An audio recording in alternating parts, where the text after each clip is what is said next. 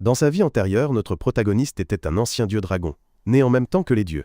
Tout au long de son existence, il a déployé ses ailes à maintes reprises pour aider les humains à traverser les catastrophes naturelles et les terribles désastres.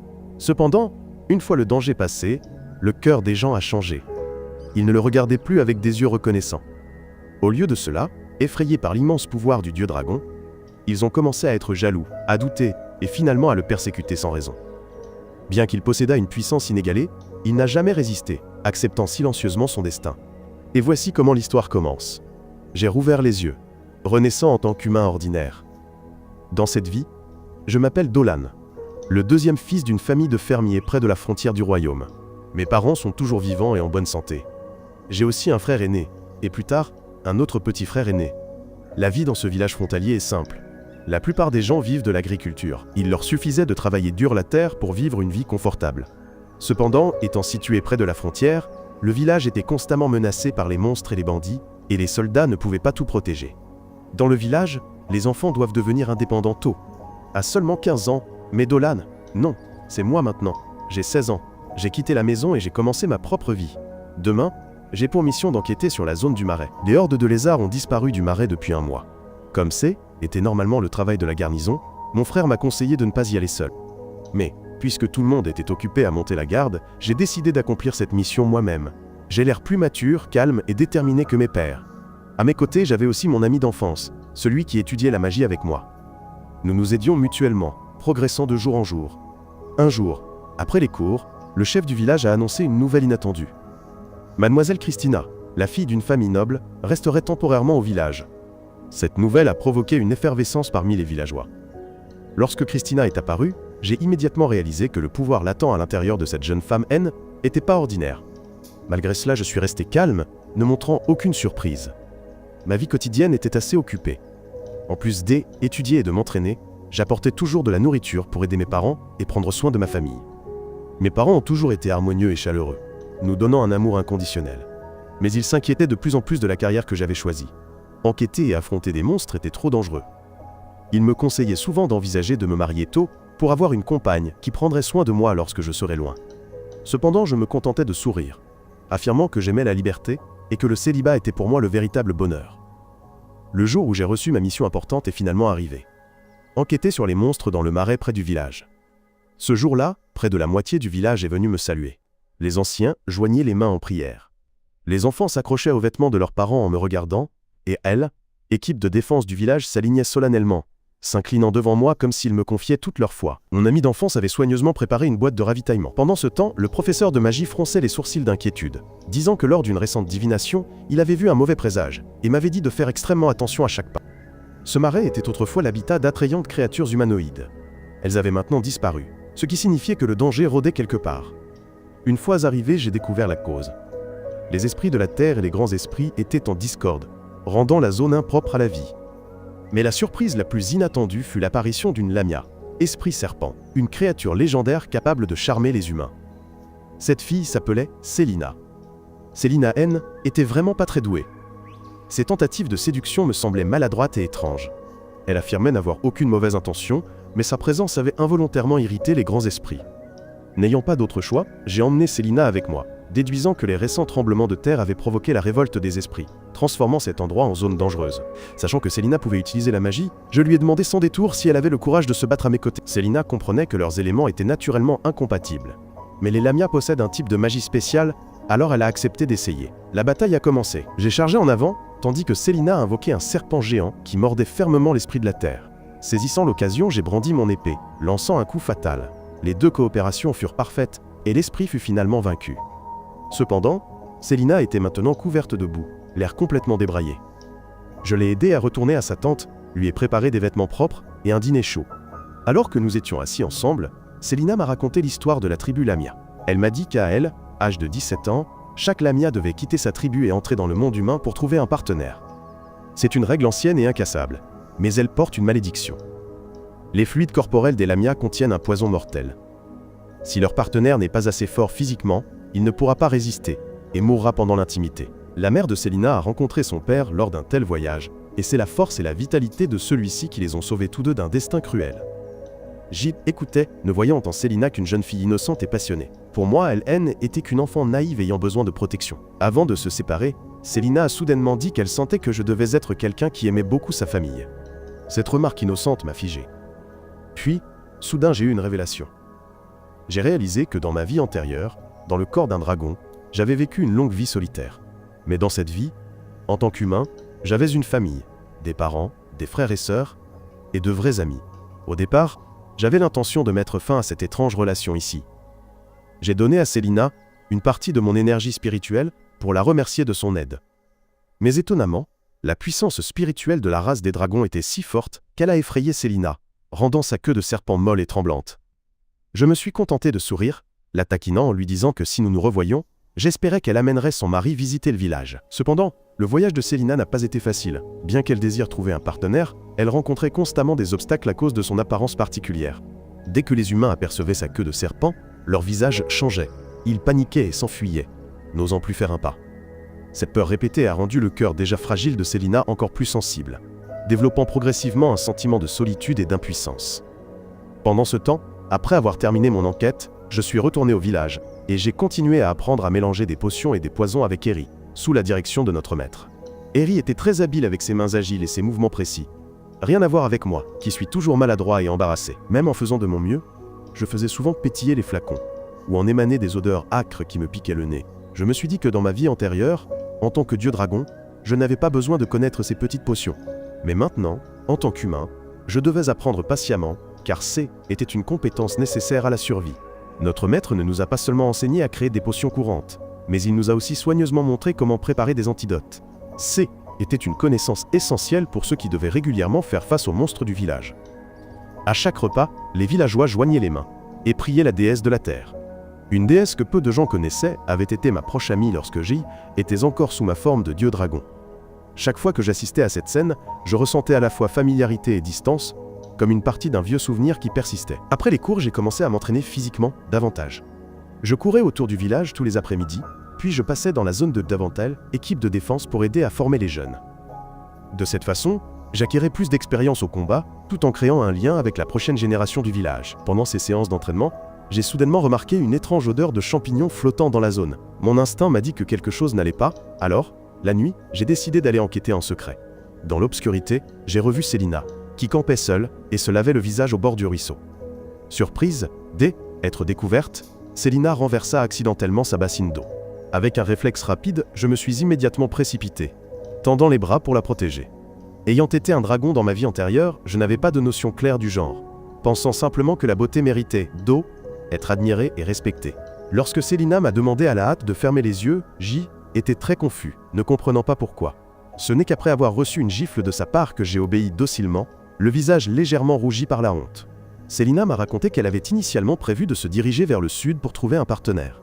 Mais partout où elle allait, elle rencontrait des regards terrifiés et de l'aile, évitement. Souffrant déjà de phobie sociale, cette stigmatisation l'a rendue encore plus misérable. Finalement épuisée et seule, elle est revenue en silence, espérant trouver de l'aide auprès de moi. Sentant sa sincérité, j'ai doucement demandé à Célina si elle voulait vivre avec moi dans ce village. Célina s'inquiétait car étant une demi-esprit, elle craignait que les villageois ne l'acceptent jamais. Mais j'ai patiemment expliqué qu'il y avait aussi des gens de sang mêlés dans le village. Au début, les gens pourraient être méfiants, mais finalement, la nature douce et innocente de Célina les amènerait sûrement à s'ouvrir. Entendant cela, Célina ne put cacher son émotion. Elle a honnêtement admis qu'elle ressentait un sentiment de sécurité rare lorsqu'elle était près de moi. De plus, elle avait un autre objectif. Elle espérait que je continuerais à partager mon énergie spirituelle. Pour les esprits serpents, elle, énergie spirituelle, est la source de pouvoir qui les aide à se protéger. Je n'ai pas hésité, et j'ai même élaboré un plan.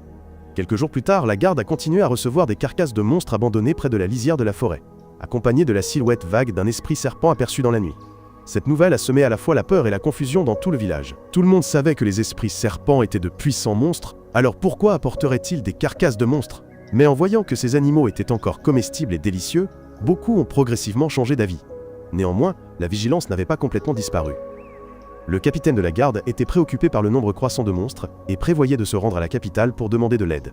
Heureusement, mon maître est intervenu, affirmant que l'esprit serpent n'avait aucune mauvaise intention et qu'elle apportait même la viande qu'elle avait chassée aux villageois.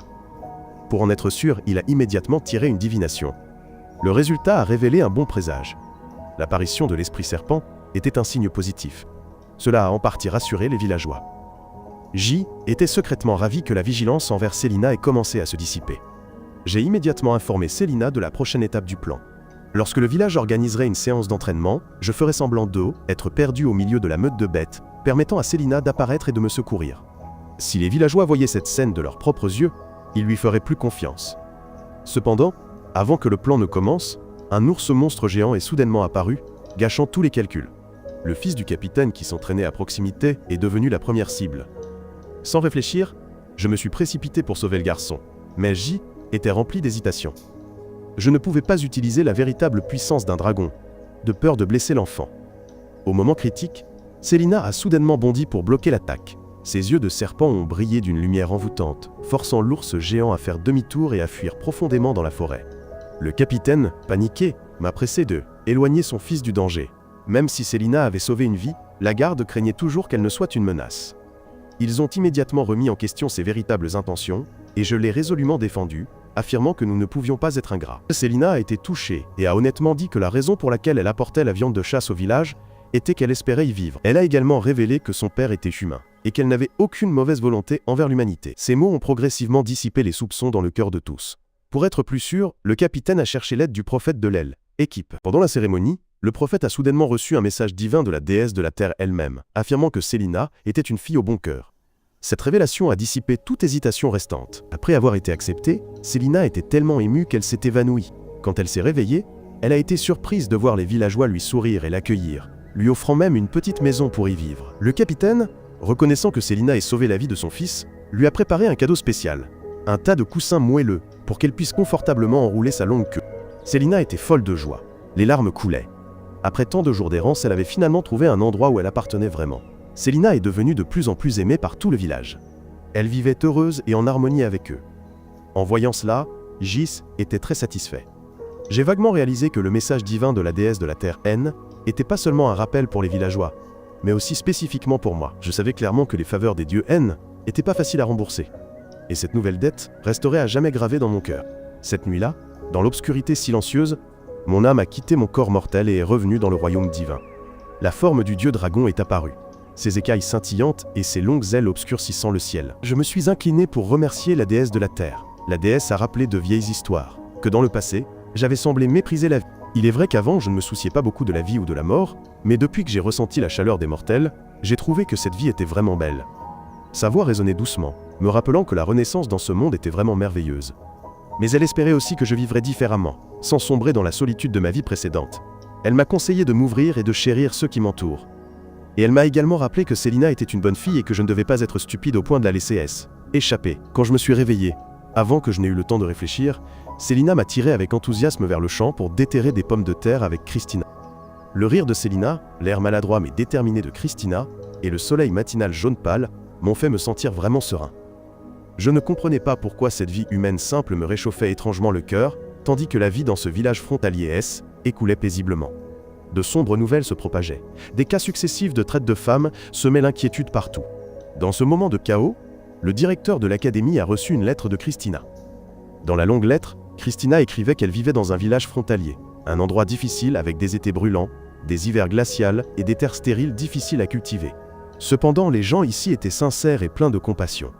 Ils n'ont pas rejeté une noble comme elle, mais ont gardé leur distance, n'osant pas s'ouvrir facilement. Cette distance invisible faisait parfois se sentir Christina isolée. Elle devait monter sur la montagne près du village tous les jours pour pratiquer l'âle, épée afin d'apaiser sa solitude. C'est au cours d'une telle occasion que Christina a été surprise par Célina et moi. Voyant l'air pensif de Christina, Célina n'a pas hésité à ramener la jeune femme chez elle. Dans la petite pièce, elle a présenté avec enthousiasme son lit habituel. J'ai ri, disant que ce lit N était adapté à la forme mi-humaine mi-serpent de Célina, et qu'un humain s'y sentirait mal à l'aise. Mais Christina ne s'en est pas souciée et s'est allongée avec un sourire naturel. Célina était si heureuse qu'elle m'a même tiré pour que je me couche avec elle. L'atmosphère est devenue intime et joyeuse, comme s'il n'y avait plus de distance entre elles. À partir de là, Christina a commencé à changer. Elle a commencé à s'efforcer de s'intégrer à la vie rurale simple. Un jour, elle est allée hardiment chez le capitaine de la garde. Elle, épouse du capitaine, était une demi-humaine qui fournissait quotidiennement du lait frais au village. Christina fut invitée à goûter et tomba immédiatement amoureuse de la saveur douce, crémeuse et parfumée. Les deux ont transformé la dégustation en une compétition. Étonnamment, la capacité de Christina à boire du lait a largement dépassé celle du capitaine, le faisant s'effondrer sur place. Toute la famille s'est esclaffée et Christina a également ri de bon cœur pour la première fois. Elle était plus la jeune demoiselle sérieuse d'avant. Jour après jour, avec l'aide de Célina et moi, Christina a progressivement réduit la distance. Elle a participé aux tâches quotidiennes, a parlé aux villageois et a essayé de petites choses auxquelles elle n'aurait jamais pensé auparavant. La lettre suivante envoyée à l'académie a profondément ému le directeur. Le directeur n'aurait jamais imaginé qu'une fière demoiselle noble, habituée à s'entraîner dans l'environnement rigoureux de la capitale, puisse désormais s'amuser avec les villageois et rire des choses les plus simples. Cependant, cette paix n'a pas duré. La nouvelle que Christina, une noble élite de la capitale, était liée d'amitié avec un bel esprit serpent, s'est rapidement répandue partout. Les roturiers étaient pleins d'admiration, tandis que la noblesse discutait avec agitation, certains étant suspicieux, d'autres se moquant. Même dans les salons de thé et les tavernes, cette histoire est devenue un sujet de conversation. Et puis la magicienne Karen, une figure puissante au bureau du gouverneur, est apparue. Karen était complètement différente des villageois. À ses yeux, l'esprit serpent était une menace potentielle, à ne pas croire. Devant tout le monde, elle a solennellement déclaré que Célina, malgré la protection divine, devait quitter le village pour se rendre à la capitale afin de subir des procédures d'inspection et de légalisation. L'atmosphère dans le village est soudainement devenue lourde. Ce jour-là, Célina et moi plancions ensemble des pommes de terre lorsque nous avons été appelés d'urgence à la porte. Quand nous sommes arrivés, une grande escouade militaire avait encerclé l'endroit avec une présence menaçante. Karen a déclaré froidement qu'il ne doutait pas du message divin, mais que la sécurité du royaume ne pouvait être négligée si elle voulait continuer à vivre au village. Les esprits serpents devaient toujours obéir à la loi. Je n'ai pas hésité, je me suis avancé et j'ai dit clairement que Smarkra était moi qui avais invité Célina au village. Si elle devait partir, je partirais avec elle. Mes paroles ont résonné comme le tonnerre, faisant hocher la tête doucement à de nombreux villageois qui retenaient leur souffle. Christina, apprenant la mauvaise nouvelle, a immédiatement utilisé la magie du vent pour s'envoler à la recherche du directeur. Pendant ce temps, Célina baissait la tête, ressentant un lourd sentiment de culpabilité. Elle craignait que sa présence n'ait causé beaucoup de problèmes. Voyant cela, je l'ai serrée dans mes bras, la rassurant d'une voix décidée qu'elle n'avait rien fait de mal. Je resterai à ses côtés. Je l'ai serrée contre moi, lui disant que ma mère avait fait de même pour moi autrefois. Cette étreinte fit trembler Célina, les larmes coulant d'émotion. Pendant ce temps, dans la capitale, Christina avait rencontré le directeur.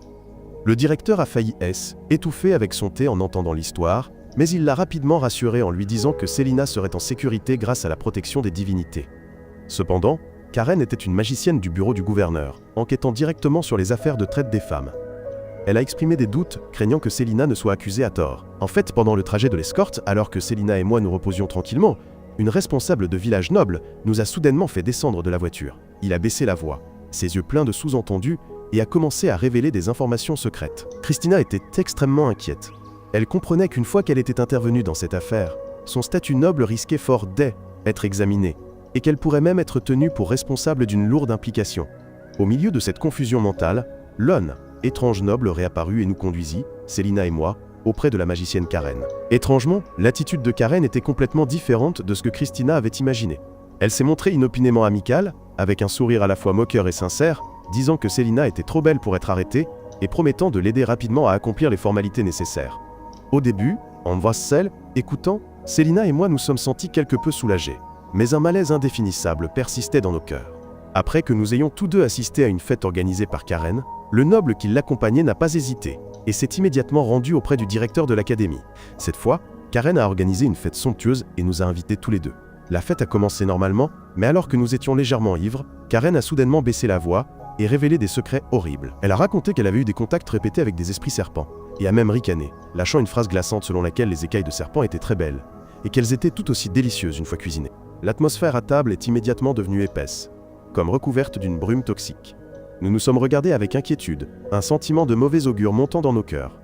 En effet, cette femme, était rien de moins qu'une version d'Hannibal dans un autre monde, cachant une nature perverse et bestiale derrière son extérieur poli. Pendant ce temps, le vieux noble racontait des événements horribles. Les disparitions successives de femmes dans la capitale récemment pourraient très probablement toutes être liées à la magicienne Karen elle-même. Dans les cercles nobles, la rumeur courait que Karen avait en fait vécu plus de 300 ans, ce qui était totalement impossible pour une magicienne humaine ordinaire. La seule explication plausible était qu'elle avait utilisé de la magie interdite, volant cruellement les corps et les vies de jeunes filles pour prolonger sa propre existence. Le vieux noble affirma que Célina était la prochaine cible de Karen. Dans un autre endroit sombre, l'horrible prédiction devenait réalité. Célina avait été assommée par Karen. Elle se préparait à exécuter un rituel d'écorchement. Alors que le sol était recouvert de cercles magiques tachés de sang, moi, que l'on croyait inconscient, je me suis réveillé soudainement. D'un simple coup œil, j'ai immédiatement compris que cette pièce avait été témoin d'innombrables morts injustes, avec des taches de sang séché et des symboles étranges serpentant autour des cercles magiques.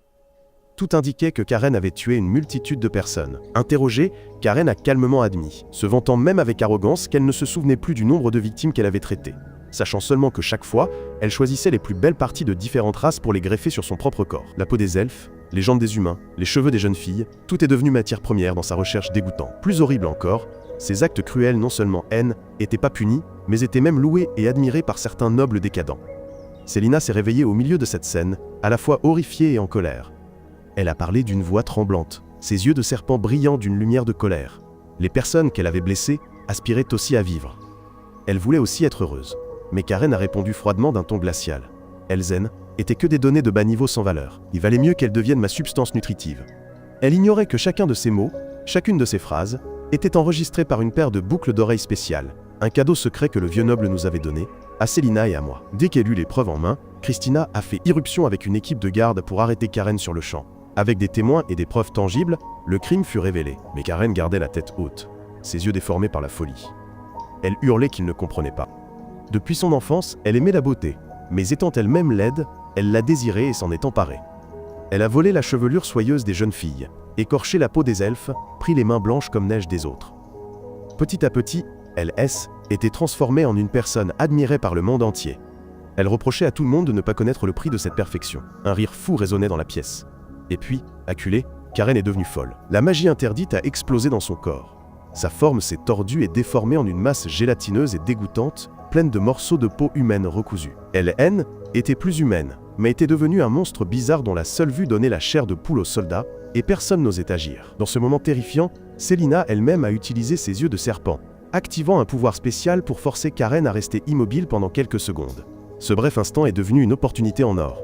Christina a rugi, s'était lancée, Luke, épée à la main, et a frappé violemment le corps déformé de Karen. Je n'ai pas manqué l'occasion, traçant immédiatement un cercle magique sur le sol, y gravant le message qu'une beauté construite sur la souffrance et le sacrifice d'autrui ne pouvait absolument pas exister.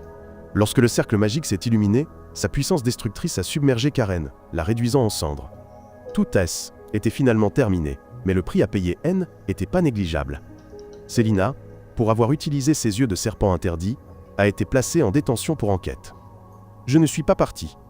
Je suis resté à ses côtés dans la capitale, apprenant en même temps, écriture humaine, pour mieux m'intégrer.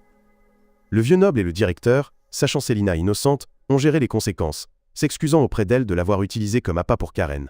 Grâce à eux, Célina a obtenu une carte d'identité et un passeport officiel. Ensuite, le directeur nous a emmenés, Célina et moi, rencontrer le fils de mon professeur. Cette personne nous a également fait visiter les rues animées de la capitale. Cependant, Célina restait un esprit serpent, et sa différence suscitait des regards de réserve et de peur chez les gens. Malgré cela, elle s'était forcée de sourire, choisissant d'acheter quelques petits articles comme cadeaux pour les villageois frontaliers. Dans son regard déterminé, je l'appréciais d'autant plus.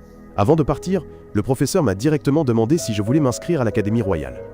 Le directeur a également dit sincèrement que mon âme était extrêmement spéciale, et que si j'ai étudié la magie de manière structurée, mon avenir irait encore plus loin. J'ai répondu silencieusement que j'y réfléchirais bien après être retourné au village. Célina ne cachait pas son attachement, ses yeux semblaient vouloir me garder à ses côtés plus longtemps, mais je savais clairement qu'en ce moment, les villageois avaient besoin de moi plus que toute autre chose. Malgré cela, Christina a conseillé à son ami que, à l'académie, il apprendrait davantage, et que s'il en avait l'occasion, il devrait essayer. Alors que j'hésitais encore, une mauvaise nouvelle est arrivée soudainement. La patrouille des esprits de la forêt a découvert que leur territoire était violemment attaqué par des monstres, subissant de lourdes pertes. L'ombre du danger s'est à nouveau étendue, ouvrant un nouveau chapitre mouvementé pour moi, Célina et nos compagnons. Les esprits de la forêt en patrouille ont soudainement découvert un immense portail spatial dans la partie la plus profonde de la forêt. De cette fissure sombre, d'innombrables monstres se sont déversés comme une cascade noire. Des rugissements retentissaient partout, faisant fuir les oiseaux et les petits animaux. Les esprits n'avaient pas eu le temps de réagir qu'ils furent repérés par la horde de monstres, qui se précipita vers eux comme des tourbillons de rage. La bataille fut courte mais sanglante, et Toutoul, équipe de patrouille, fut complètement anéantie, ne laissant que des traces horribles dans la brume glaciale de la forêt. À ce moment-là, j'ignorais encore tout de la tragédie. Comme d'habitude, j'entraînais patiemment les enfants du village, leur enseignant les mouvements de base, avec des épées en bois. Célina observait à proximité, une émotion vague montant soudainement en elle. Elle pensait au jour où je quitterais le village pour me rendre à l'académie de magie, et une forte tristesse s'insinuait dans son esprit.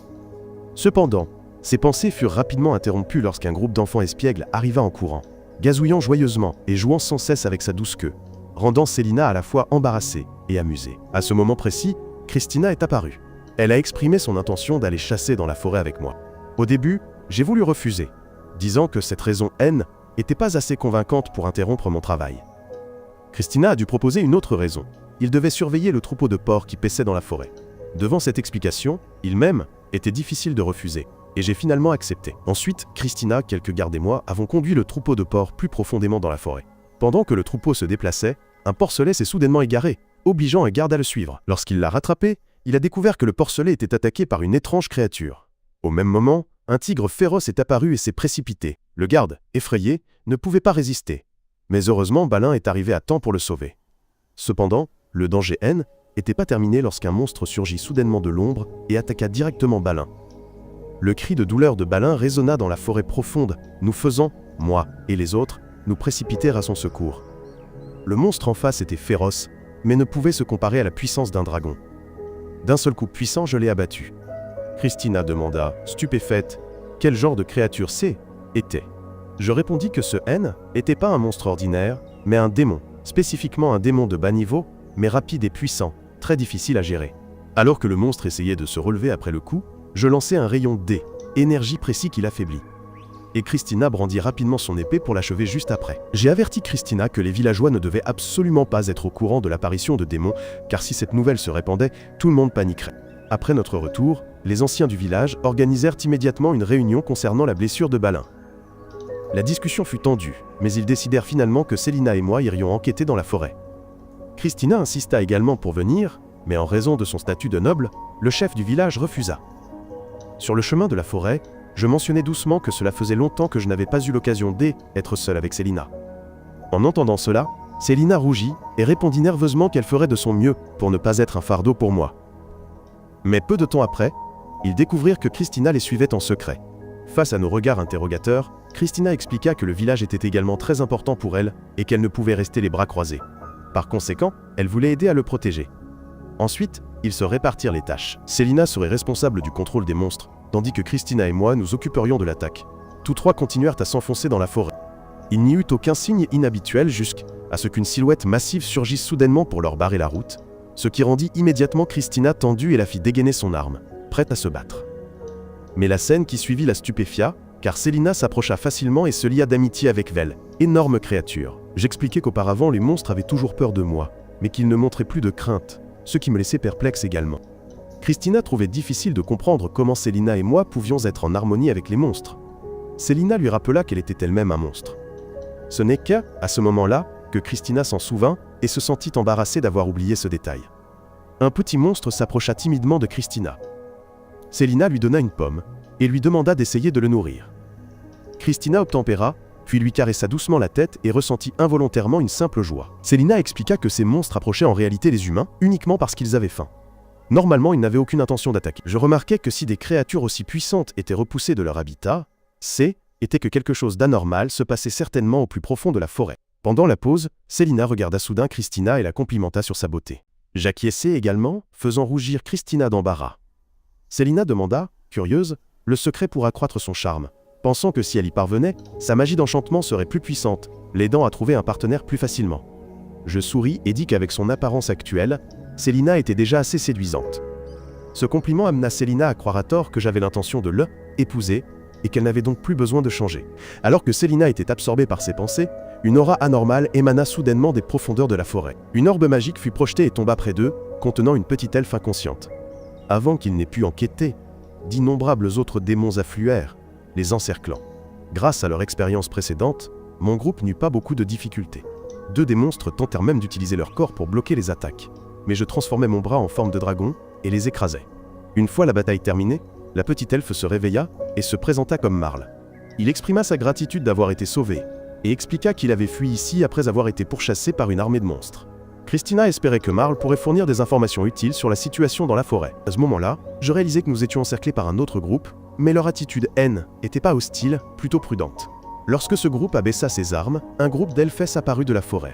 Leur chef s'avança et ordonna à Marle de retourner à la tribu. Même si mon groupe avait sauvé Marle, Les elfes de la forêt restaient vigilants car les humains et les monstres serpents étaient traditionnellement considérés comme des envahisseurs de leur territoire. Je déclarai calmement que je venais du village voisin et que mon seul but était d'enquêter en raison des apparitions répétées de monstres récemment. En entendant cela, le chef de tribu Gio accepta la raison, mais conseilla également à mon groupe de quitter rapidement la forêt, car elle devenait de plus en plus dangereuse. Je compris que la cause devait provenir de l'apparition du portail spatial. À ce moment-là, Christina exprima son désir d'aider. J'y ai beaucoup réfléchi. Je savais que l'apparition de ces monstres de bas niveau N était que le début. Tant que le portail existerait, des monstres plus puissants apparaîtraient bientôt. Pour la sécurité du village, même si je devais révéler mon pouvoir de dragon, Jay éliminerait cette menace dès le départ. Ensuite, je proposais à Gio de mettre temporairement de côté les différences raciales et de coopérer. La sœur de Gio conseilla également que la survie de la tribu était plus importante que n'importe quelle règle. Après une longue réflexion, Gio accepta finalement de coopérer. C'est à ce moment-là que le sol trembla violemment. Des profondeurs de la forêt, une aura démoniaque explosa. Le portail spatial s'ouvrit et de puissants monstres en émergèrent. J'utilisai immédiatement la magie du vent pour augmenter la vitesse de mes alliés. Le groupe se retira rapidement vers le village des elfes. En chemin, ils entendirent le rire rauque d'un chevalier démon, l'un des 4 chevaliers. Il dit qu'ils allaient jouer à un jeu. Celui qui trouverait le village des elfes en premier serait autorisé à massacrer à volonté. Aussitôt dit, il se lança dans la forêt, laissant derrière lui un rire sauvage. Dans le village des elfes, la situation était extrêmement critique. Bien que les villageois aient fait de leur mieux pour combattre la horde de monstres, les forces étaient trop inégales. Juste au moment où la ligne de défense était sur le point de s'effondrer, Jorud apparut. D'un seul coup, il brisa la défense et commença un massacre sans hésitation. Alors que sa lance géante était sur le point de frapper un enfant, d'innombrables lianes jaillirent soudainement du sol, s'enroulèrent autour du corps de Jorud et aspirèrent sa chair et son sang. Celui qui se croyait invincible se retrouva immobilisé et incapable de bouger. La personne qui était venue à la rescousse du village était Diodora, une magicienne contrôlant la nature. À ce moment, j'avais aussi senti le danger et cessé de retenir ma puissance.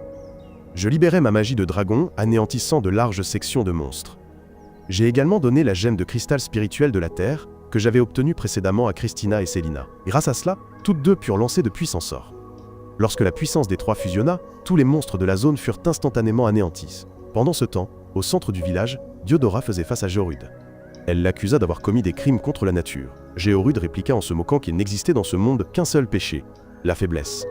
Diodora ne discuta pas. Elle prononça son verdict final et se prépara à attaquer.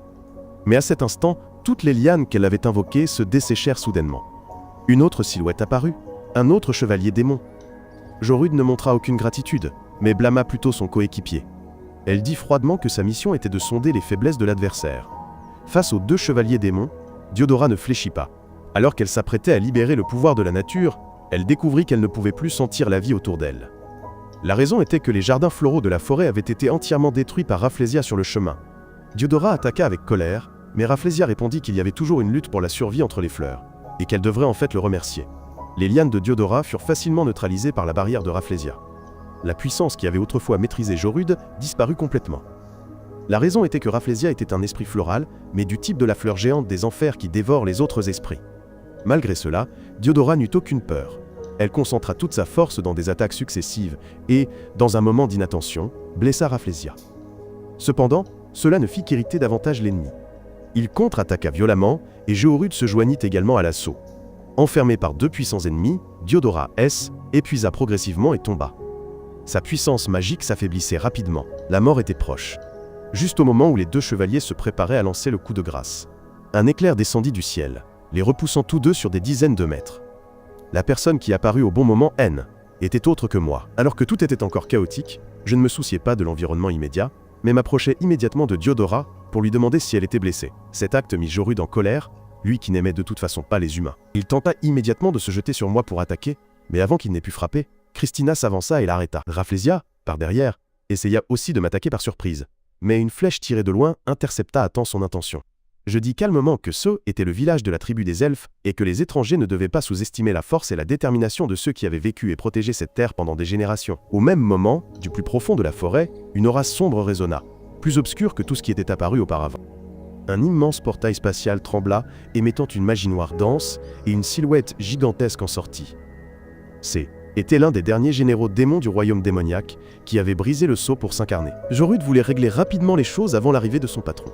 Mais avant qu'il ne puisse agir, tout son corps fut étroitement lié par des chaînes magiques. C'est Selina qui avait créé ce cercle d'emprisonnement. Elle explosa de rage en voyant les démons massacrer les esprits de la forêt et des fleurs. Célina décida de sacrifier sa haine, sa douleur et son ressentiment, invoquant Lol, âme du serpent à 7 têtes, et la contrôlant pour attaquer violemment Jorude. Rafflesia voulut se précipiter pour sauver son camarade, mais moi, avec ma force supérieure, je la mis en déroute d'un seul coup. Immédiatement après, Diodora lança également 2 énormes vignes qui s'abattirent avec force, clouant Rafflesia au sol. Je sentis simultanément un flux d'air inhabituel juste derrière mon dos. Sans aucune hésitation, je lançai immédiatement une lance de feu dans cette direction et découvris que le nouvel arrivant était Jelen, un autre chevalier du royaume démoniaque. À ce moment-là, Jorude essayait de briser le sceau pour attaquer Célina, mais Christina utilisa son épée pour bloquer l'attaque. Jorude fut surpris qu'un humain ordinaire puisse lui résister. Il supposa avec condescendance que Christina devait être une sorte de surhomme. Christina ne dit pas grand-chose. Elle retira immédiatement le sceau de son épée, puis exécuta une technique rapide comme le vent, bondit, et poignarda directement le corps de Jorude. Pendant que les deux se battaient, Célina utilisa à nouveau la technique du piège à serpent pour immobiliser Jelen.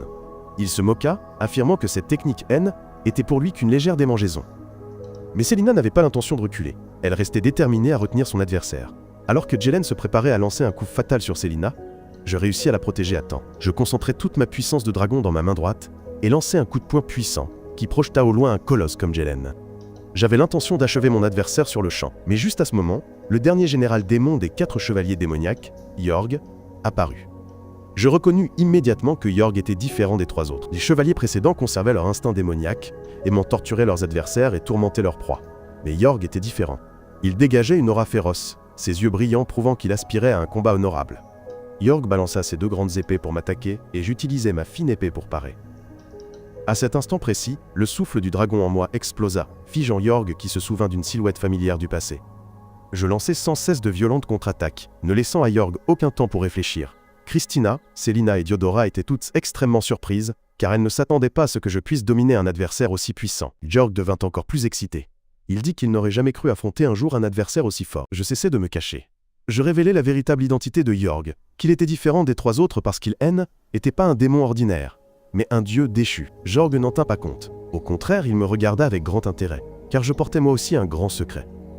J'y étais en conflit. Je savais que je ne pouvais pas vaincre Yorg avec ma seule forme humaine. Mais si je libérais pleinement la puissance du dragon, tout le village serait détruit, ne me laissant aucune chance de réfléchir. Yorg se jeta sur moi avec une série de coups d'épée, m'obligeant à esquiver constamment. Plus il se battait, plus Yorg devenait assoiffé de sang. Il accumula de la magie pour préparer une attaque fatale. Pendant ce temps, Rafflesia et Jorude profitèrent également de l'occasion pour lancer des attaques surprises. Christina et Célina voulurent se précipiter pour aider, mais furent arrêtés par Jelen.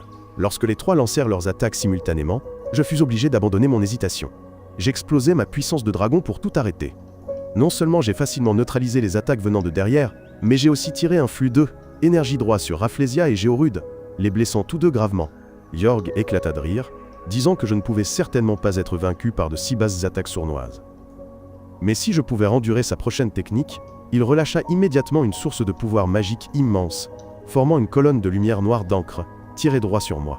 Célina cria de peur, mais je restais calme, me retournant même avec un sourire rassurant. Je concentrai toute la puissance du dragon dans mon épée et lançai une entaille féroce qui neutralisa complètement l'attaque de Yorg. Yorg devint encore plus excité. Il dit qu'il ne s'attendait pas à ce que je puisse supporter cette technique suprême, et que ce voyage n'était pas une perte de temps. Cependant, je ne pouvais pas me battre de toutes mes forces, car je devais m'inquiéter de la sécurité de ceux qui m'entouraient. Yorg le réalisa et déclara qu'il donnerait aux résidents d'ici 3 jours pour choisir, soit la survie, soit l'extinction. Après 3 jours, il reviendrait avec son armée, espérant que je me battrais avec toute ma puissance. Ceci dit, Yorg et les 3 autres chevaliers se retirèrent. Dès qu'ils eurent disparu, Célina se précipita pour étreindre, me reprochant que mon sourire d'un instant ressemblait à un adieu. Je ne fis que sourire pour la rassurer, mais mes yeux ne pouvaient cacher mon inquiétude. Ensuite, Gio nous emmena, Christina, Célina et moi, rencontrer les 3 chefs tribaux de la tribu de la forêt. Le chef de la tribu des fées, Gio, parla le premier, exprimant sa profonde gratitude pour avoir sauvé le village. Elle souligna que cette crise ne concernait pas seulement la forêt, mais le monde entier, nécessitant ainsi la coopération de l'Empire humain.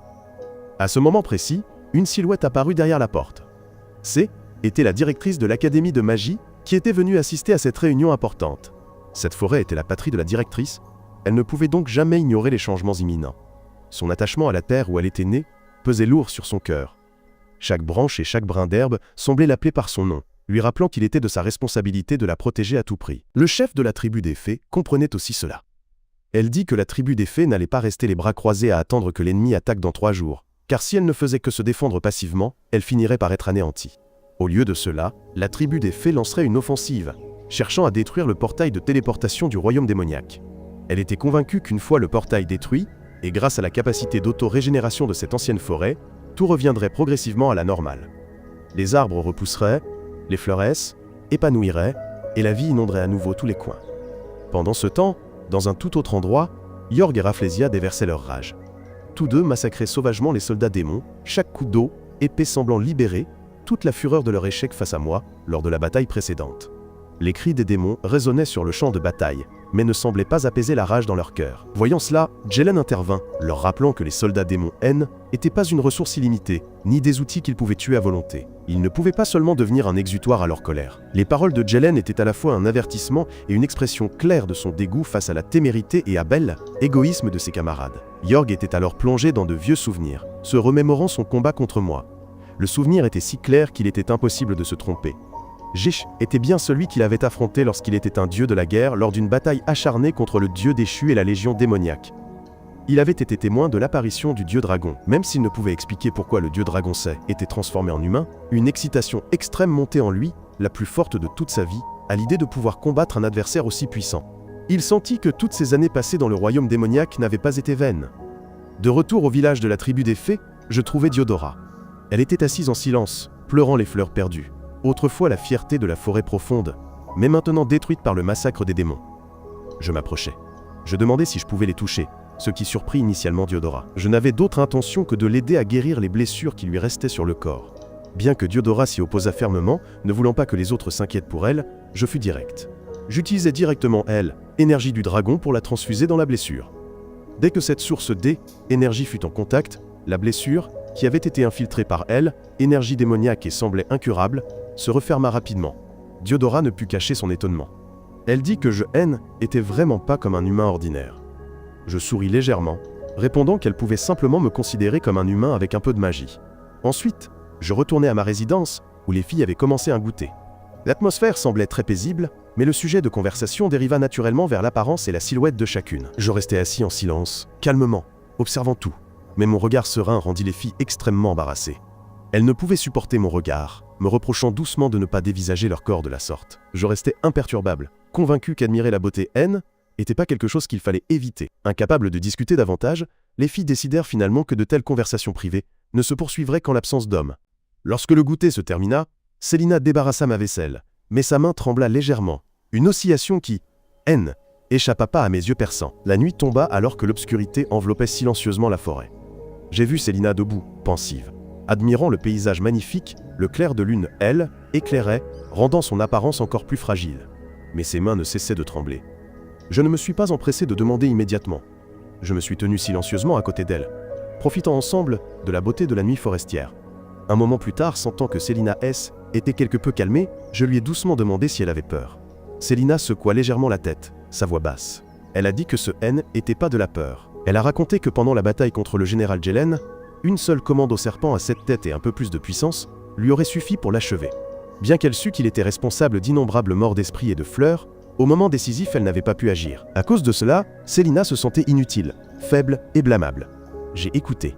J'ai répondu que la douceur était jamais une erreur. Si Célina était vraiment aussi froide que la légende le prétend, comme un serpent ne connaissant que le meurtre, je ne l'aurais probablement pas autorisée à rester au village baron. Mes paroles ont ému Célina. Ses yeux reflétaient une émotion impossible à cacher. À ce moment précis, j'ai sorti un magnifique collier et l'ai directement mis au poignet de Célina. J'ai dit que ce collier la protégerait, un talisman pour l'aider à être plus forte. Soudain, Christina est apparue, portant une couverture qu'elle a enroulée autour de nous deux, sa voix élevant dans un reproche espiègle. Il était injuste qu'il la laisse manquer cette merveilleuse scène. Ainsi, tous trois se sont assis sous la couverture, regardant le ciel étoilé, profitant d'un rare moment de paix avant la tempête de la guerre. Célina était maintenant jurée qu'afin de protéger les gentils villageois, elle n'hésiterait plus jamais. Après que Célina se soit endormie, Christina m'a interrogé sur un mystère, faisant référence au concept des races transcendantes. J'ai hésité un peu, puis j'ai répondu que je n'en avais jamais entendu parler. Cette réponse laissa de nombreuses questions en suspens, mais Christina ne posa pas d'autres questions. Le lendemain matin, Dio a prononcé un discours inspirant, utilisant des mots passionnés pour éveiller l'esprit combatif de chacun. Ensuite, les tribus de la forêt se sont déplacées simultanément vers le portail menant au monde des démons. Olivia a dit au trio que l'Alliance se chargerait de briser les 3 portails secondaires dans le but de nous amener, Christina et Selina, au portail principal intact. À ce moment-là, Selina est également descendue du chariot, les yeux remplis de détermination. Elle a déclaré que cette fois, elle se battrait avec Gio et les esprits. Elle n'hésiterait plus jamais. De l'autre côté, Jelen balayait continuellement les groupes d'esprits de la forêt. Ils se déplaçaient comme un cauchemar, faisant rapidement tomber même les guerriers les plus courageux. Alors qu'il riait avec arrogance, Selina lança soudain une puissante attaque magique. Sa force plaqua Jelen au sol, faisant trembler la terre. Selina elle-même était extrêmement surprise, se demandant quand elle avait acquis une telle puissance écrasante, semblant complètement différente de ce qu'elle était auparavant. Après quelques secondes de silence, Jelen devint encore plus excité. Il rugit follement en se redressant du sol, ses yeux injectés de sang reflétant la folie. Il affirma que ce haine était que maintenant que Selina était vraiment qualifiée pour être l'adversaire qu'il désirait affronter. Sur un chariot non loin de là, Christina continuait d'observer. Son cœur était rempli d'inquiétude pour Selina. Elle s'apprêtait à descendre pour aider son amie, mais je l'en ai empêché à temps. J'ai expliqué que j'avais donné à Selina un cristal magique spécial auparavant. Il la protégerait dans les moments les plus dangereux, nous devions donc avoir confiance dans la puissance que Selina pouvait développer. Ce n'est qu'après avoir entendu mes paroles rassurantes que Christina se sentit quelque peu soulagée. Immédiatement après, leurs yeux se tournèrent vers la scène horrible devant eux. Jorud se tenait fièrement devant le portail de téléportation. Autour de lui se trouvaient d'innombrables cadavres de l'Alliance de la Forêt Verte. Cette scène tragique rendait l'atmosphère encore plus étouffante. Christina ne pouvait plus se retenir. Elle décida d'affronter seule cet ennemi redoutable. Elle a dit à ses compagnons qu'elle retiendrait Jorud ici, pendant que je devrais continuer tout droit vers le portail principal. Sans la moindre hésitation, Christina a manœuvré le chariot pour distraire. Puis, elle a soudainement plongé des airs, lançant une attaque puissante qui a fait tomber Jorud. Une bataille féroce éclata immédiatement entre les deux, chaque coup produisant des sons semblables au tonnerre qui secouait le champ de bataille. Pendant ce temps, j'ai choisi d'avancer seul directement vers le portail principal afin de minimiser les pertes pour l'Alliance. Mes ailes de dragon S étendaient derrière moi. Je me suis envolé vers le ciel, créant une longue traînée lumineuse qui déchirait la voûte céleste. Mon seul objectif était le portail menant directement au royaume des démons. Ailleurs, Diodora faisait face à Rafflesia, un ennemi qu'elle haïssait profondément pour avoir détruit les esprits des fleurs. Pour s'assurer que personne ne puisse interférer, Rafflesia érigea immédiatement une barrière de vigne géante, les enfermant tous les deux dans un champ de bataille privé. Diodora a immédiatement activé sa magie. De puissantes rafales de vent furent libérées, balayant la brume noire toxique créée par Rafflesia. Cependant, son adversaire était bien plus dangereux. Rafflesia convertissait la vitalité volée aux esprits des fleurs, la transformant en une magie noire épaisse, puis ripostait sauvagement sur Diodora. Cette capacité faisait de lui l'ennemi naturel de la magie de la nature, car il absorbait la force vitale, tout en la convertissant en sa propre puissance. En un instant, Diodora fut forcée de se concentrer sur la défense, repoussée pas à pas. Sans autre option, Diodora dut libérer le pouvoir qu'elle avait scellé depuis longtemps. Rafflesia en fut extrêmement amusé. Il se moqua et dit que cette bataille serait un concours pour voir qui pourrait dévorer l'autre. 2 flux magiques gigantesques s'entrechoquèrent. Une lumière étrange enveloppa toute la zone. La bataille devint de plus en plus féroce. Cependant, l'endurance de Rafflesia prenait progressivement le dessus. Diodora était constamment repoussée, son corps devenait de plus en plus fatigué, mais la peur n'apparaissait jamais dans ses yeux. Au lieu de cela, Diodora regarda son adversaire et lui demanda si sa vie avait une saveur délicieuse. Rafflesia rit avec arrogance, admettant que était une saveur unique qu'il n'avait jamais goûtée. Diodora ricana ensuite et dit « Si c'est son dernier repas, alors il devrait manger à sa faim. » Au même moment, une étrange fleur a soudainement poussé sur le visage de Rafflesia. Ensuite, d'innombrables tiges de fleurs ont jailli, s'enroulant rapidement autour de tout son corps. Diodora révéla la vérité. Cette bataille était déjà jouée d'avance, car la veille, lorsqu'elle avait poignardé le corps de Rafflesia avec une épine acérée, elle y avait implanté une graine de fleur de sang noir. Cette fleur absorbait progressivement son sang et sa chair. Les cris de haine de Rafflesia résonnèrent dans le désespoir. Finalement, il fut complètement dévoré par l'horrible fleur. Cependant, Diodora était également épuisée. L'épuisement l'empêchait de résister aux soldats démons menaçants qui l'encourageaient. Elle ne pouvait que fermer les yeux et attendre que la mort approche. Mais au moment le plus dangereux, le ciel s'est soudainement assombri, et des milliers de flèches se sont abattues de nulle part, transperçant l'armée de monstres, et les anéantissant tous en un clin d'œil. Quand elle s'est réveillée, Diodora m'a vu debout devant elle.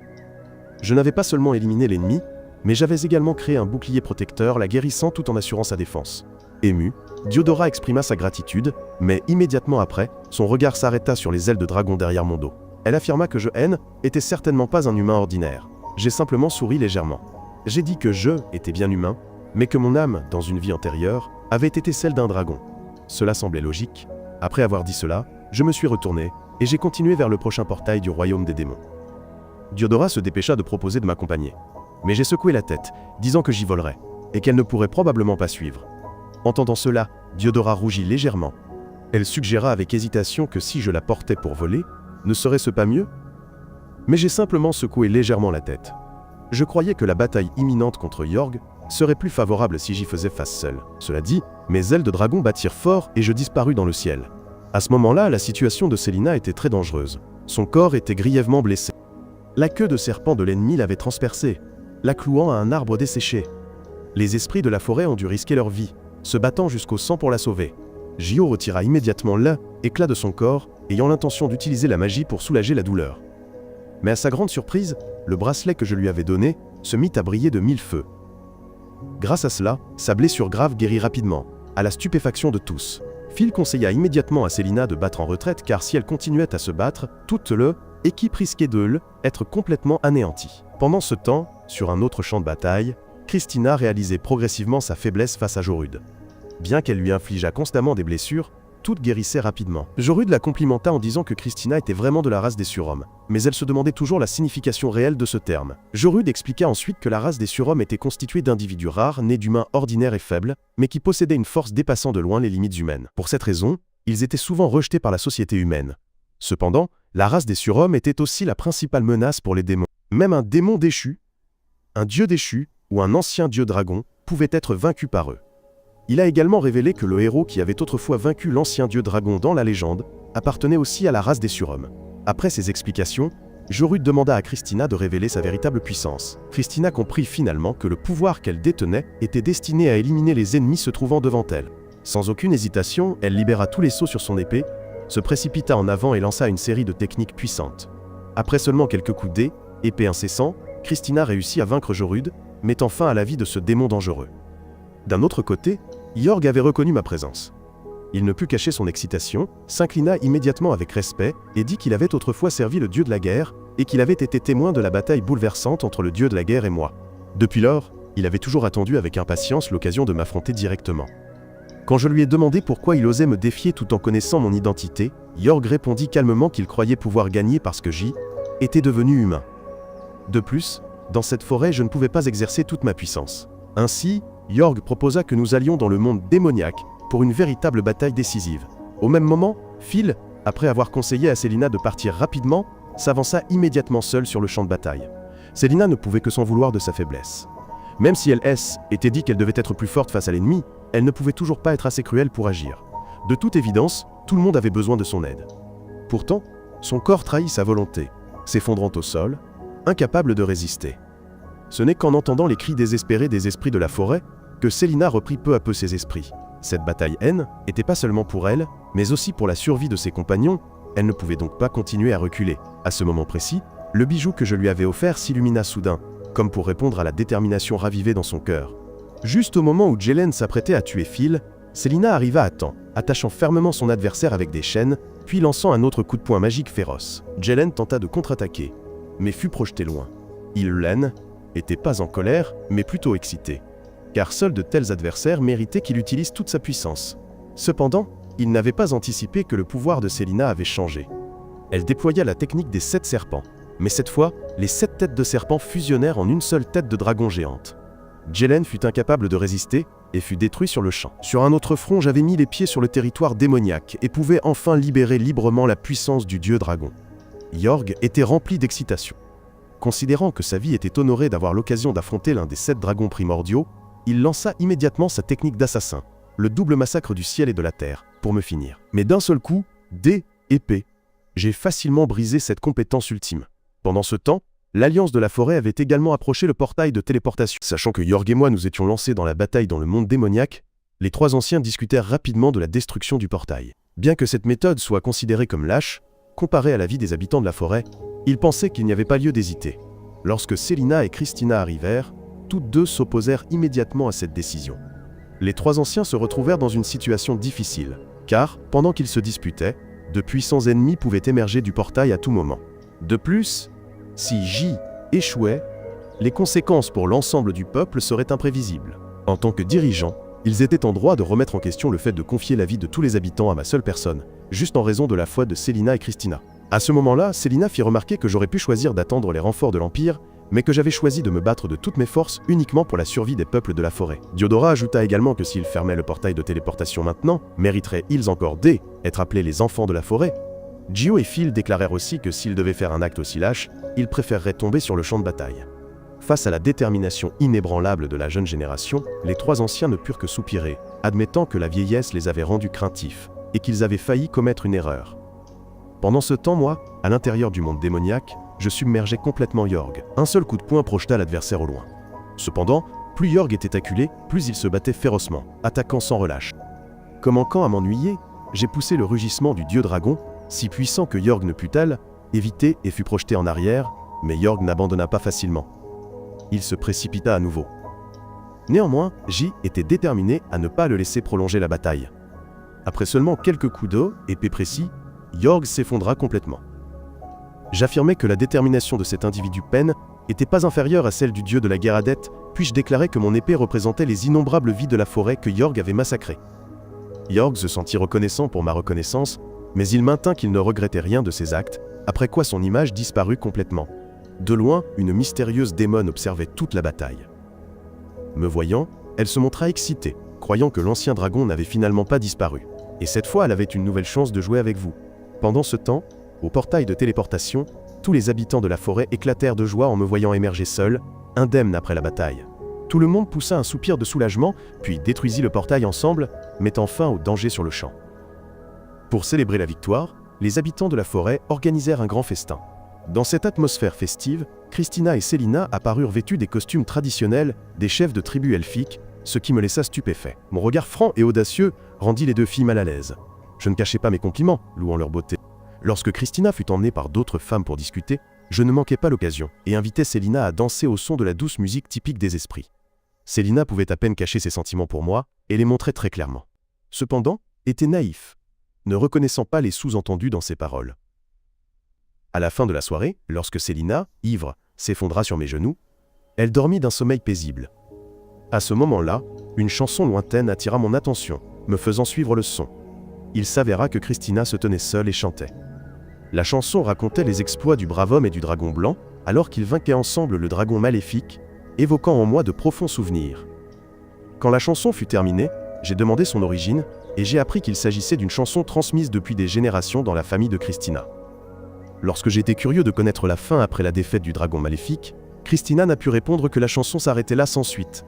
Me voyant particulièrement intéressé par la chanson, Christina me demanda quel serait, selon moi, le destin de l'homme courageux et du dragon blanc. J'ai répondu que quoi qu'il arrive, le dragon blanc chérirait toujours son amitié avec l'homme courageux. Le lendemain matin, alors que tout le monde s'apprêtait à se séparer, la directrice m'invita à nouveau à l'académie de magie, mais je dis seulement que j'avais besoin de plus de temps pour réfléchir. Diodora m'offrit un sac de graines de rose noire en remerciement, puis posa soudain un baiser sur mes lèvres, sans me laisser le temps de réagir. Célina, debout à proximité, bouillonnait de jalousie, mais ne put rien faire. Ensuite, tout le monde et moi sommes rentrés au village. Mais dès que je suis arrivé à la maison, une crise inattendue nous attendait. Le lendemain matin, je me suis réveillé comme d'habitude. Il semblait qu'aucune crise ne se soit produite la nuit précédente. Dans la douce lumière matinale, le petit village S éveillait peu à peu. Le marché commençait à s'animer. Au marché du village, grâce à mon aide silencieuse mais constante. Les villageois et les esprits de la forêt étaient devenus plus amicaux, interagissant plus naturellement les uns avec les autres. Diodora, Gio et Marle rendaient également visite fréquemment. Ils étaient devenus des habitués de mon groupe. Christina, avec son aura particulière, était constamment entourée par les jeunes filles elfiques qui discutaient sans arrêt. Cette scène amusa Diodora, qui sourit malicieusement et commença à la taquiner. Voyant cela, Célina fronça légèrement les sourcils, exprimant l'espoir que Diodora cesse de taquiner Christina. Mais à peine eut-elle fini de parler que Diodora changea rapidement de cible pour Célina. Sa taquinerie fut instantanée, faisant rougir Célina. À l'heure du déjeuner, Célina m'invita, ainsi que le chef Balin, à aller chasser. Je me contentais de sourire, disant que de si petites tâches étaient gérées par Célina et que je n'avais pas besoin d'intervenir. Mais Célina protesta immédiatement. Elle me rappela que le lait que je venais de boire m'avait été offert par une fille du village, ce qui signifiait que j'avais déjà été payé d'avance, et que je n'avais donc aucune raison de refuser de participer à la chasse. Face à une telle détermination, j'ai acquiescé. Dans la forêt dense, Célina repéra une tanière d'ours en chef qui se cachait devant. Ses yeux devinrent perçants.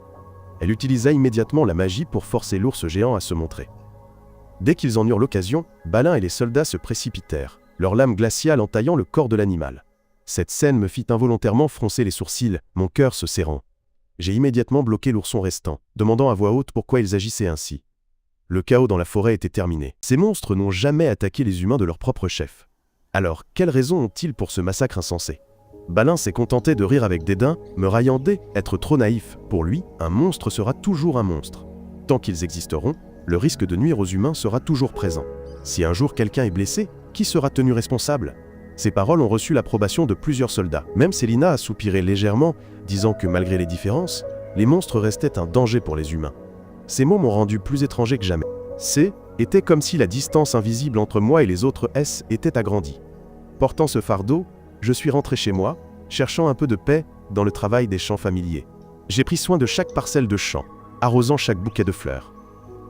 Mais Eri est soudainement apparue, me demandant pourquoi je continuais à faire cela, alors que tous les villageois avaient décidé de partir pour trouver une nouvelle vie. Selon elle, le village n'offrait plus aucun espoir. Ces mots m'ont stupéfié. J'ai immédiatement couru chez le chef du village pour lui demander. Je ne comprenais pas pourquoi les villageois voulaient abandonner cet endroit, un village construit par la sueur et les larmes de tant de générations. Et pourtant, maintenant tout le monde pouvait facilement lâcher prise, acceptant de partir sans hésitation. Mais la réponse était que de la fatigue. Les villageois ont dit qu'ils étaient épuisés. Ils ne pouvaient pas s'améliorer ici. Je suis resté immobile, tout mon corps figé de la tête aux pieds. J était le seul à vraiment aimer cet endroit. Le lendemain matin, les familles ont commencé à partir. Même mes parents et mon jeune frère avaient préparé leurs bagages. Ma mère m'a juste dit doucement de prendre soin de moi. Elle croyait que je n'étais pas comme les autres. Je pouvais survivre seul. En un instant, le village autrefois vibrant s'est transformé en un silence vide. Je les ai regardés partir, ressentant un vide immense et indescriptible dans mon cœur. Heureusement, Célina n'était pas encore partie. Son sourire radieux pendant le repas a quelque peu apaisé l'atmosphère dans mon cœur. Mais à ce moment précis, une violente explosion a retenti au loin, nous surprenant tous les deux. Quand nous avons couru sur les lieux, j'ai été stupéfait de voir ma propre maison engloutie par les flammes. Le feu ardent dévorait les souvenirs, dévorant la maison que j'avais tant préservée. La coupable était autre que Christina. Elle a dit que était parce que je gardais encore cette maison. J était têtu de rester. Maintenant que la maison avait brûlé, quelle raison y avait-il de m'accrocher ? Elle avait même l'intention de brûler tout le champ. Je me suis précipité pour essayer de l'arrêter, mais avant que je ne puisse parler, Célina m'a jeté un regard coupable et a avoué qu'elle se préparait également à partir. Mon cœur s'est brisé. J'ai presque supplié Célina de ne pas m'abandonner. Christina a profité de l'occasion pour planter un nouveau couteau dans mon cœur, disant que je n'étais pas vraiment humain. Tant que j'existerais, les humains ne seraient jamais en paix. En entendant ces mots, ma force a soudainement disparu. Tout mon corps est tombé dans un abîme de désespoir. 16 ans à protéger le village. Et pourtant, en retour, il n'y avait que de l'ostracisme. Je me suis demandé ce que j'avais fait de mal. Une voix sombre résonna dans ma tête. La protection n'est qu'une forme d'amour arrogant. Tout vient unilatéralement de toi. Les humains ne t'ont jamais accepté. Tu as profité de tes amis pour échapper de ce monde. Il est temps de revenir. En un clin d'œil, lorsque j'ai ouvert les yeux, j'avais retrouvé ma véritable forme, celle d'un dragon colossal. La blessure mortelle causée autrefois par le héros avait disparu. 16 ans passés sous forme humaine. Les joies et les peines étaient soudainement devenues un court rêve. Cette voix résonna à nouveau, affirmant que toute haine était qu'illusion. Et ma véritable mission était de protéger tous les êtres vivants. C'est alors qu'une voix familière retentit, douce mais chargée d'émotion. Était Célina. Grâce au collier que je lui avais offert, elle était entrée par inadvertance dans cet espace étrange. Voyant le dragon devant elle, Célina le trouva étonnamment familier. Très vite, elle réalisa que était moi. Quand je lui ai demandé pourquoi elle était là, Célina a répondu que depuis qu'elle était endormie, elle avait toujours espéré me revoir. Quand elle s'est réveillée, elle a été surprise de se retrouver ici. J'ai hésité à lui demander si elle savait qui j'étais réellement. Célina n'a pas hésité, affirmant que le grand dieu dragon devant elle était toujours l'ami d'Olan en qui elle avait toujours cru. Elle a raconté chaque souvenir, chaque moment passé ensemble, si petit soit-il, mais qui faisait vibrer mon cœur. J'ai doucement levé la main pour soulever son corps fragile, permettant à Célina de s'amuser sur mon corps gigantesque.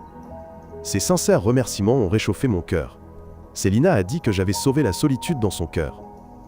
Mais je savais que J était celui qui devait vraiment remercier. Après avoir fait sortir Célina de cet espace, mes yeux sont devenus déterminés. Il était temps d'affronter être derrière cette voix.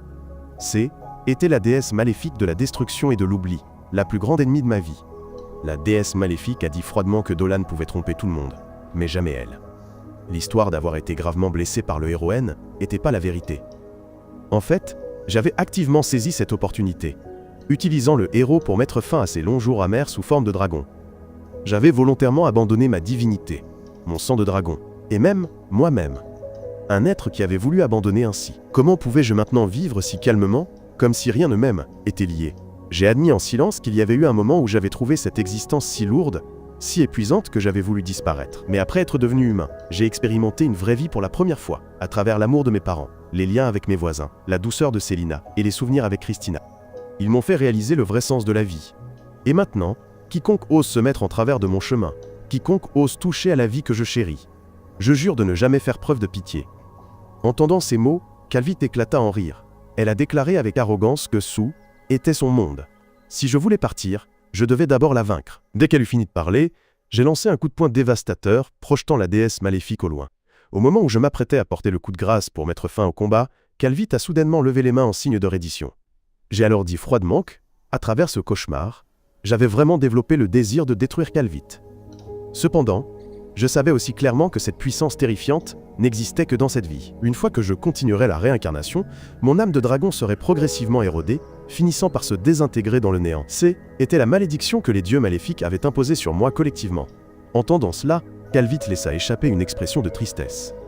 Elle demanda silencieusement si cela signifiait que même si elle ne faisait rien, je finirais par disparaître complètement. J'ai légèrement souri, répondant qu'elle ne devrait pas s'en réjouir. Mais à ma surprise, Calvite a dit sincèrement qu'elle me considérait comme une amie. La preuve en était que, lors du combat précédent, je ne l'avais pas acculée à la mort, mais avais utilisé juste assez de technique. En entendant cela, j'ai également admis que même si Calvite était une déesse maléfique, et ma plus grande ennemie, il était pas faux de dire qu'il y avait quelque chose entre nous qui ressemblait à de l'amitié. En entendant cette réponse, Calvite afficha un sourire éclatant. Avant de disparaître, elle a déclaré malicieusement qu'elle viendrait souvent me rendre visite à l'avenir. Quand j'ai ouvert les yeux, j'ai réalisé que Jar était bel et bien de retour dans mon cher village. Immédiatement, Célina est venue me voir. J'ai souri et lui ai demandé si nous rencontrions à nouveau un ours gigantesque lors d'une partie de chasse. Que ferait-elle? Célina a répondu sans hésiter que, bien sûr, elle allait juste le fusiller du regard et le chasser. Se battre n'apporterait rien de bon à personne. Peu de temps après, j'ai trouvé Christina et lui ai dit que j'avais décidé d'aller à l'académie de magie. Le récent cauchemar m'avait fait réaliser que les futurs ennemis pourraient détruire un village entier en un clin d'œil. Si je continuais à vivre une vie tranquille comme avant, je ne pourrais pas protéger le village. La seule façon était de continuer à m'entraîner à l'académie pour devenir plus fort. En entendant cela, Christina fut ravie. Quant à Célina, son cœur s'est serré, et bien qu'elle n'ait trouvé aucune raison de me retenir, elle m'a simplement regardé monter dans la calèche pour passer les examens d'entrée. Lors de épreuve théorique, j'ai fini rapidement et me suis mis à méditer. Cependant, Calvite est soudainement apparu, s'enlaçant autour de moi et me taquinant sans arrêt. L'examinateur, incapable de sentir la présence de la déesse maléfique, m'a seulement vu m'endormir pendant l'examen, a ramassé ma copie avec colère et m'a averti que pour le test pratique de demain, il valait mieux que je sois parfaitement sérieux. Au même moment, au village, Célina était en état de désarroi. Un simple salut du capitaine Balin l'a amené à lancer inconsciemment un sort extrêmement puissant. Heureusement, cela n'a pas causé de conséquences graves. Tout le monde a réalisé que Célina tenait vraiment à moi. Mais quand Eri a suggéré pourquoi elle n'allait pas à l'académie avec moi, Célina n'a fait qu'un sourire forcé. En tant qu'esprit serpent, même se promener dans les rues de la ville entraînait de l'ostracisme, sans parler d'entrer dans une académie prestigieuse. Penser que je pourrais être absent pendant au moins 2 ans, voire plus si je restais travailler. Non seulement Célina, mais aussi Aeri se sentait extrêmement vide. Dans la pièce sombre, sous mes instructions précédentes, Célina avait appris à lire écriture humaine, et pouvait profiter de quelques bandes dessinées. C'est dans ces pages qu'elle a soudain réalisé qu'elle m'aimait en secret. Mais vu l'attachement profond que j'avais pour le village, comment aurais-je pu partir vivre dans le village des esprits avec elle? En y pensant, Célina ne pouvait que se dire qu'elle devrait peut-être lâcher prise rapidement. Pendant ce temps, j'ai cherché quelqu'un pour confirmer une inquiétude. Ayant reçu une réponse affirmative, J était extrêmement excité et le lendemain matin, je suis allé chez Célina pour partager ma joie. Mais dans cette pièce silencieuse, seule une lettre d'adieu subsistait. Célina avait décidé de partir. Cependant, je n'allais pas la laisser disparaître aussi facilement. Je me suis immédiatement transformé en dragon, j'ai volé droit vers le ciel, balayant des yeux tous les alentours à la recherche de sa trace. Dans la forêt, Célina se reposait quand elle a soudainement vu l'ombre d'un dragon gigantesque passer. Elle se cacha, terrifiée, derrière un tronc d'arbre, le cœur battant à tout rompre. Mais quand elle m'entendit prononcer son nom, elle faillit s'évanouir. Nous nous sommes retrouvés au bord du lac, où nos premiers souvenirs avaient commencé. J'ai souri, disant que j'avais posé la question au professeur. Il s'avère qu'à l'académie de magie, les étudiants peuvent amener leur bête spirituelle s'ils ont déjà conclu un pacte. Cela signifiait que Célina pouvait tout à fait m'accompagner. Je la regardais profondément dans les yeux et demandais « Es-tu prête ?» Célina fut émue aux larmes en entendant cela. mais elle tenta de rester forte, disant qu'elle ne pouvait pas être égoïste. Si elle me suivait, je serais certainement confronté à l'ostracisme et au rejet. Dans sa confusion, elle glissa et tomba dans le lac. Je la rattrapai rapidement et lui murmurai que ces choses n'avaient pas d'importance. Ce que je voulais, était explorer ce vaste monde avec elle. Entendant ces mots, Célina éclata en sanglots et me serra fort dans ses bras. Ensuite, sous le regard de la vieille dame, ils ont officiellement conclu le pacte de la bête spirituelle. Au moment des adieux, Eri dit, boudeuse, à Célina de ne pas croire qu'elle pourrait me monopoliser. La petite fille rejoindrait également l'académie l'année prochaine. Ainsi, ma vie simple au village prenait officiellement fin. Devant moi s'ouvrait un nouveau chapitre, plein de défis. Quant à Célina, toujours comme dans un rêve, elle n'arrivait pas à croire qu'elle était désormais ma partenaire, me tenant la main jusqu'au bout du chemin. Mon histoire se termine ici, assurez-vous d'avoir cliqué sur le bouton d'abonnement et d'avoir activé les notifications. Merci d'avoir regardé la vidéo jusqu'à la fin, et à bientôt.